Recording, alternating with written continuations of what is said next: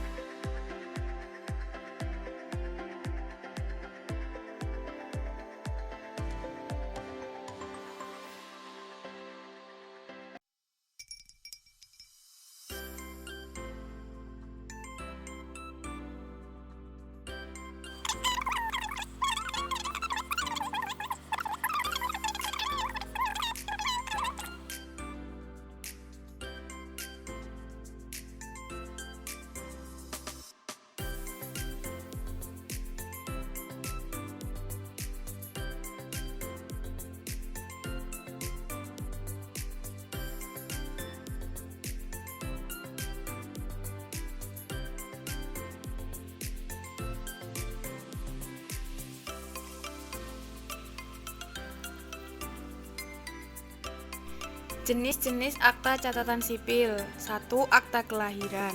Jenisnya meliputi akta kelahiran umum, akta kelahiran istimewa, akta kelahiran luar biasa, dan akta kelahiran tambahan. Untuk manfaatnya sendiri adalah memudahkan pembuktian terkait pengurusan warisan dan syarat diterimanya seseorang di lembaga pendidikan.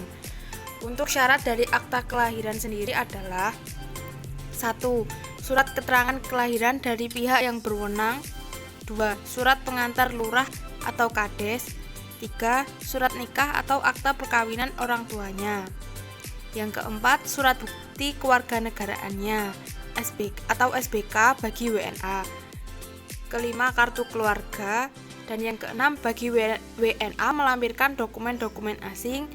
Dan yang terakhir, 2 orang saksi yang memenuhi syarat. 2. Akta perkawinan. Macamnya 1. Kepala Kantor Urusan Agama atau KUA bagi orang yang beragama Islam. 2. Kepala Kantor Catatan Sipil bagi yang beragama non-Islam. Syarat 1. Untuk persyaratan umum, surat pengantar lurah, KTP, KK, akta kelahiran, dan pas foto 3x4. Yang kedua, persyaratan khusus yang terdiri dari 1. Bagi WNI keturunan asing harus menyertakan SBKRI, KI, dan ganti nama. Apabila bukan penduduk asli wilayah hukum Disdukcapil tempat diajukan, maka harus dilengkapi SK dari Disdukcapil daerah asal. Yang kedua, bagi WNA harus menyertakan STMD, STA, surat keterangan modal KR, pajak bangsa asing dan KIM atau KIMS, serta paspor SK kedutaan dengan izin perwakilan diplomatik.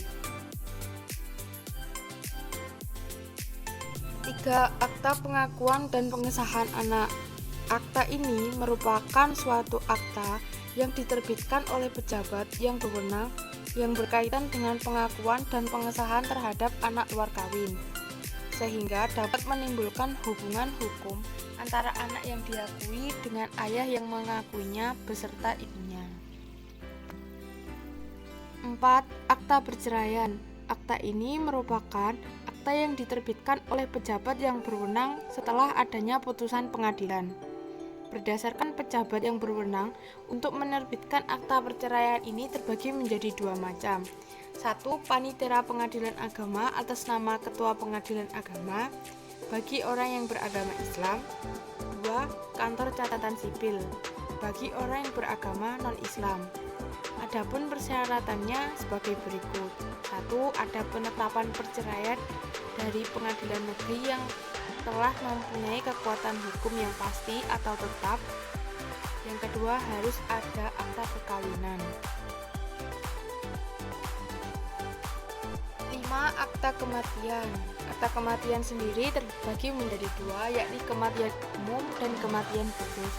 Untuk kematian umum, yakni akta yang diterbitkan oleh pejabat yang berwenang yang laporan kematiannya belum melewati 10 hari kerja bagi WNI dan 3 hari kerja bagi orang Eropa.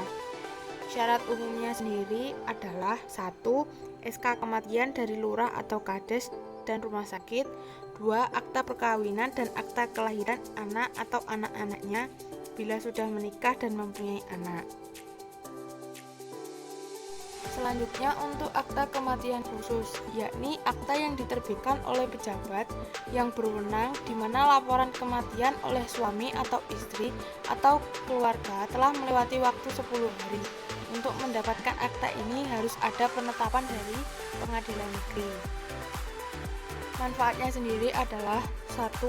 Menetapkan wali bagi anak yang belum berusia 18 tahun. 2. Menetapkan ahli waris. 3. Menetapkan waktu tunggu bagi janda yang akan kawin. 4. Bukti bebas izin orang tua bagi perkawinan di bawah umur 21 tahun. 5. Bagi pemerintah dapat menetapkan kebijakan yang berkaitan dengan pemakaman dan kesehatan. Selanjutnya adalah pengaturan lembaga catatan sipil. Menurut Perpres nomor 62 tahun 2019, yakni tentang Strategi Nasional Percepatan Administrasi Kependudukan untuk Pengembangan Statistik Hayati. Kemudian menurut Perpres nomor 96 tahun 2018, yakni tentang persyaratan dan tata cara pendaftaran penduduk dan pencatatan sipil.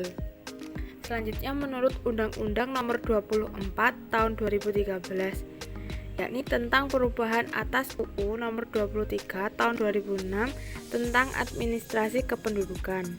Kemudian menurut Permendagri nomor 14 tahun 2020 tentang pedoman nomenklatur Dinas Kependudukan dan Pencatatan Sipil di provinsi dan kabupaten atau kota.